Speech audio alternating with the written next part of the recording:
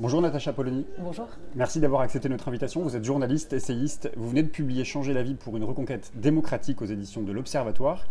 Vous vous attachez à redonner du sens aux mots. Il y a beaucoup de ismes parmi ces mots, libertarisme, multiculturalisme, déclinisme, protectionnisme, mais pas que. Vous revisitez aussi des mots comme laïcité, souveraineté, responsabilité, égalité. On va y revenir, mais d'abord, quel autre regard est-ce que vous proposez aujourd'hui ? Le regard tout simplement de quelqu'un qui essaye de creuser justement le langage, de creuser les concepts, le regard de quelqu'un qui essaye de penser comme n'importe quel citoyen pour apporter quelque chose au débat parce qu'il est nécessaire. Mais d'ailleurs, vous aurez remarqué que dans le livre, il y a aussi le verbe « regarder ». Parce que je crois que c'est ce qu'il y a de plus essentiel et de plus important, par exemple, à transmettre à un enfant, la capacité à regarder le monde et à s'en émerveiller. C'est-à-dire savoir déceler quelques variations de couleurs, savoir déceler la beauté d'une image, quelque chose qui ne relève pas des stimuli actuels, de tout ce qui clignote et de tout ce qui est facile. Alors si on vous a invité, c'est parce que votre ouvrage touche à des thèmes qui animent et divisent la gauche et dans laquelle une partie de la gauche d'ailleurs se retrouve. Je pense à l'Europe, à la laïcité, à la croissance ou plutôt d'ailleurs à la décroissance. Vous revenez sur le sens du clivage droite-gauche et vous plaidez pour une redéfinition des clivages politiques. Où est-ce que vous le situez ? Où est-ce que vous les situez d'ailleurs ces clivages politiques aujourd'hui ? Je pense que, en tout cas, très clairement, on a tous remarqué que la gauche et la droite ne pouvaient plus être définies par des partis de gouvernement comme les Républicains, le Parti Socialiste, car tout ça se brouille. Et je veux dire, c'est dans un sens l'avantage d'Emmanuel Macron, enfin en tout cas ce qu'on peut en tirer de positif, c'est qu'il a démontré que libéraux de droite et libéraux de gauche étaient d'accord sur tout, et qu'ils allaient mener la même politique. Donc on le savait, mais tout ça, enfin, on faisait semblant, en particulier parmi les journalistes, de ne pas le voir. Donc au moins maintenant c'est sûr. Donc il s'agit à présent de redéfinir tout ce qui est autour. Tout ce qui n'est pas parmi ce bloc libéral de centre-droit et de centre-gauche, ce que Alain Juppé a appelé le cœur de l'omelette. Vous savez, il voulait couper les bouts de l'omelette et garder le cœur. Bon ben voilà, c'est quoi les bouts de l'omelette ? En gros, où sont les gens qui n'appartiennent pas au cercle de la raison d'Alain Minc ? Et là, il s'agit de reconstruire ces clivages. Alors je pense qu'on peut aujourd'hui se mettre d'accord à peu près sur le fait qu'il y a d'abord un clivage essentiel sur le rapport à la globalisation telle qu'elle se fait aujourd'hui, au modèle néolibéral, tel notamment qu'il se traduit à travers certaines institutions de l'Union européenne, à travers des traités de libre-échange, à travers le poids des multinationales. Ça, c'est un enjeu absolument crucial. Il y a ceux qui acceptent le système économique dans lequel on est et ceux qui ne l'acceptent pas, vous dites. Je pense qu'il y a ceux qui ont décidé qu'il existait une espèce de rationalité quasiment transcendante qui imposait que l'économie soit une science dure et qu'elle nous dicte l'ensemble de nos actes et de nos choix, ce qui est la négation absolue de la démocratie. Il n'y a plus besoin de décider de quoi que ce soit, il n'y a plus besoin de faire de politique si on décide qu'une gouvernance, une bonne gouvernance est dictée par la rationalité économique. Et puis il y a ceux qui décident que le politique prévaut sur l'économie, que la vie humaine ne se résume pas à des chiffres et ne peut pas être quantifiée, que le bonheur n'est pas quantifiable, ne se résume pas à un taux de croissance, à un PIB, et que ce n'est pas... Même l'obligation aujourd'hui pour faire peser les questions écologiques, de les chiffrer en termes de coûts, me semble problématique. On est obligé de le faire, mais on ne devrait même pas. C'est une catastrophe en soi, la destruction du monde. Il n'y a pas besoin de dire que ça va nous coûter tant. Vous dénoncez aussi les sympathiques bourdeusiens, dites-vous, qui observent le monde entre d'un côté les dominants et de l'autre les dominés. Vous dites à ce propos, la meilleure manière de reprendre en main son destin, c'est encore de refuser cette lecture du monde. Mais pour la refuser, cette lecture du monde, il faut avoir conscience des mécanismes de domination. Exactement. D'ailleurs, vous-même, lorsque vous évoquez la question de l'immigration dans votre livre, vous expliquez, je vous cite, « Les classes dominantes ont les moyens de préserver leur mode de vie. Les dominants savent qu'ils sont dominants, mais les dominés ?» Alors, c'est tout le problème. C'est-à-dire que ce que je récuse dans cette réflexion sur ce clivage dominant-dominé, c'est l'imposition de cette grille de lecture à absolument tous les domaines des rapports humains et des rapports sociaux, à l'exclusion de toute autre grille de lecture. Ça doit être une des dimensions de notre lecture. Il ne s'agit pas de nier qu'il y ait de la domination. Il y a de la domination dans les rapports hommes-femmes, il y a de la domination dans les rapports entre, disons, immigrés et personnes qui sont autochtones, qui sont nées sur un territoire. Il y a de la domination sociale essentiellement. Ce qui me pose problème, c'est quand on oublie les questions de domination sociale au bénéfice de toutes les autres formes de domination, c'est-à-dire l'application de la lecture marxiste aux questions des minorités au sens large, mais en effaçant la question sociale, qui à mon avis est cruciale. Donc je pense, voilà, j'essaye de plaider pour une multiplicité de lectures, mais en tout cas pas pour l'enfermement dans un système, et surtout un rapport entre l'individuel et le collectif. Je pense que la meilleure façon de rendre service à quelqu'un, c'est à titre individuel, de l'aider, de lui donner les armes pour dépasser cette question de la domination, mais tout en la pensant collectivement. Justement, vous y revenez beaucoup dans votre livre sur la dimension, enfin l'articulation entre l'individuel et le collectif. Mais j'ai noté que vous demandiez aussi beaucoup à l'individu. Il doit être libre, il doit être émancipé, il doit même assumer ses responsabilités, dites-vous. Il doit être méritant parfois, il doit même choisir les valeurs qu'il transmet et son alimentation, dites-vous. Il est capable de tout ça, l'individu, Natacha Polony? Alors, c'est pas qu'il doit, c'est que toute la complexité est de penser un système qui va permettre petit à petit de donner à chacun les moyens justement de s'émanciper. C'est-à-dire que l'émancipation, ça ne se décrète pas. Nous sommes dans un système profondément aliénant. Nous sommes dans un système qui fait en sorte que nous n'ayons pas même conscience de notre aliénation. C'est le principe du consumérisme, c'est la manipulation. Et ça, alors ça va maintenant jusqu'à la manipulation par les neurosciences, mais même sans aller jusque-là. C'est une mécanique qui nous utilise non pas comme des individus libres, comme des citoyens, mais comme des rouages de la machine économique. Bon, donc sortir de là, ça n'est pas donné à tout le monde. Donc tout le monde ne peut pas le faire, mais il y a un travail, il y a différents moyens, d'abord à titre collectif, et c'est toute la première partie du livre, et ensuite tout de même des clés individuelles, mais tout le monde ne peut pas, simplement c'est un cheminement. Quand vous dites d'ailleurs, vous avez un paragraphe sur assumer ses responsabilités, jusqu'où vous placez cette responsabilité individuelle? Si on prend l'exemple d'un chômeur, il est responsable de sa situation par exemple? Pas du tout. Ah non, non, non. Justement, assumer ses responsabilités, je le place sur la question des conséquences de nos choix. C'est-à-dire, par exemple, quand nous consommons. Par exemple, aujourd'hui, acheter un camembert fabriqué par la plus grande multinationale du lait qu'est Lactalis, qui fait 10,5% de marge, alors qu'il ne paye pas le lait même pas à son prix de revient pour les éleveurs, eh bien, c'est participer à un système qui aboutit à ce que nous ayons 400 paysans par an qui se pendent. Alors, c'est un peu brutal de le dire comme ça. Oui, c'est très brutal de dire, voilà, vous achetez un camembert, eh bien, au bout de la chaîne, il y a des paysans qui se pendent. D'autant que, on va m'expliquer, mais il y a des gens qui n'ont pas de quoi se payer quelque chose de plus cher. Sauf que là, c'est là que rentre en jeu le système économique, puisque l'existence même d'une agriculture industrielle rend mécaniquement plus cher l'agriculture paysanne propre. Et c'est là qu'il faut remédier à ça, à titre collectif. Mais à titre individuel, chacun de nos actes de consommation est un choix, et nous pouvons, dans la mesure de nos possibilités, décider que nous allons consommer un peu moins, mais mieux. Tout le monde ne le peut pas, mais en revanche, il faut en avoir conscience. Mais qui, alors du coup, selon vous, est le mieux placé aujourd'hui pour expliquer aux citoyens que le plus petit des achats, comme vous le dites, est un choix politique? Les journalistes, les médias, les politiques, n'importe quel professeur, en effet, est capable de faire passer ce message-là en même temps qu'il enseigne la pensée, l'esprit critique, le patrimoine littéraire, intellectuel, artistique. Tout ça, ça fait partie d'un tout. Mais je pense que la meilleure résistance, c'est aussi, oui, l'enseignement tout simplement du recul. Donc, d'un certain patrimoine qui nous apprend à réfléchir sur l'être humain, qui nous apprend à nous sortir de notre nombril et à regarder le monde autour. Alors votre livre propose des pistes pour une reconquête démocratique, c'est le titre. Vous écrivez qu'un système qui réduirait la liberté des citoyens ne saurait être un système démocratique. La philosophe Sandra Laugier, qu'on a reçue dans la matinale il y a quelques semaines, nous a assuré qu'on avait affaire en France à un gouvernement antidémocratique. Comment vous jugez la France d'Emmanuel Macron, Natacha Polony? Elle est antidémocratique? Je pense en tout cas que nous sommes dans un système qui de plus en plus ressemble à une oligarchie. À une oligarchie et à ce que dans un autre livre nous avions appelé avec d'autres journalistes du comité Orwell que nous avions fondé un totalitarisme soft. C'est-à-dire le fait qu'il s'appuie sur la demande de bien-être des gens pour leur imposer petit à petit de ne plus être maître de leur destin. Mais ils ne s'en aperçoivent même pas et tout cela repose sur le consentement.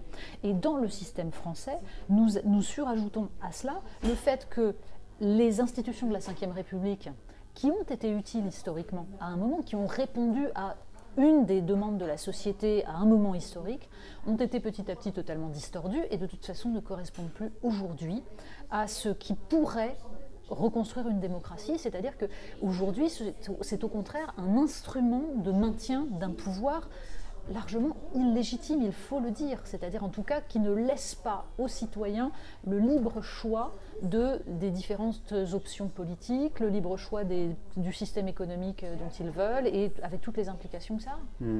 Vous définissez l'Europe comme un cadre technocratique censé assurer le bonheur des peuples par la croissance et la consommation. Pour redéfinir l'Europe, il faudrait selon vous redéfinir les mots souveraineté et citoyen que vous faites d'ailleurs dans le livre, vous redéfinissez les mots, enfin vous en redonnez un sens J'essaye de leur rendre un sens plein. On peut critiquer ce sens, c'est ma vision de ces mots-là, mais au moins je me suis interrogée sur ce que ça signifie. Vous les interrogez et vous vérifiez, et vous dites qu'à partir de là, il faut vérifier s'il y a la volonté de s'inventer un destin commun. Mais face aux grands défis d'aujourd'hui et de demain, je pense à la dette, aux migrations climatiques, aux conflits plus généralement, est-ce que l'on n'est pas plus fort, plus solidaire, rassemblé? Vous ne croyez pas que notre Europe est possible? Alors, bien sûr que nous sommes plus forts rassemblés. Mais rassemblés de quelle manière?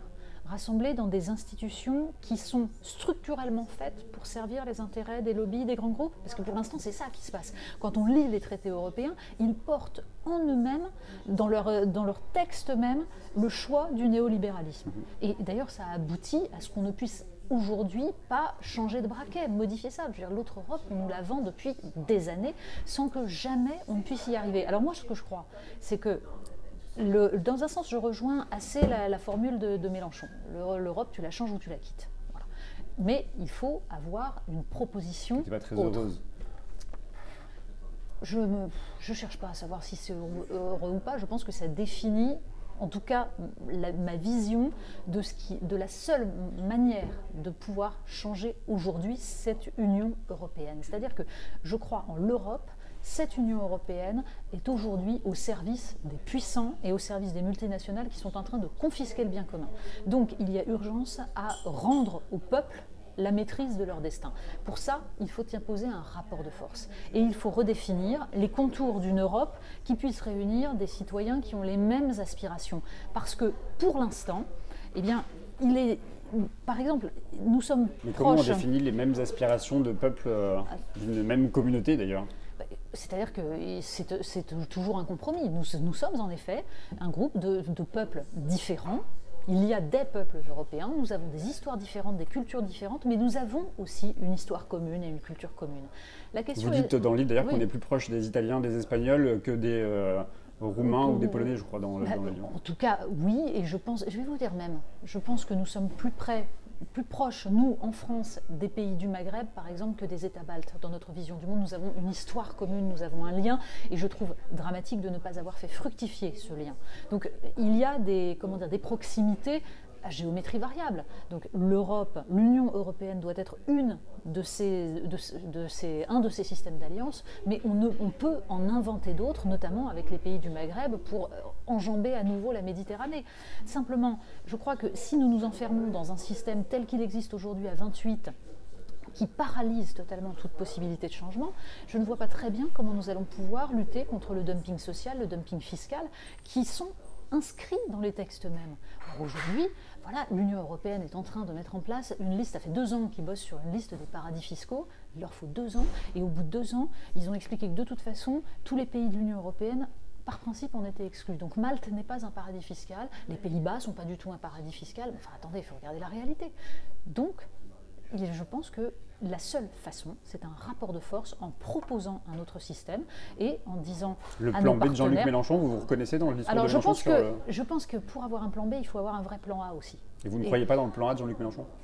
Je pense que le plan A était pas... À la limite, je pense qu'en termes de plan A, on pouvait par exemple se rapprocher du projet de Thomas Piketty plutôt. Vous voyez, en plan A, le projet de Thomas Piketty. Et puis, je crains, hélas, que dans l'état actuel justement des puissances, des rapports de force, il soit très difficile de faire passer cela. Et dans ces cas-là, on pousse un petit peu plus la négociation en menaçant de la chaise vide. Mais vous voyez, tout ça, ce sont des négociations internationales.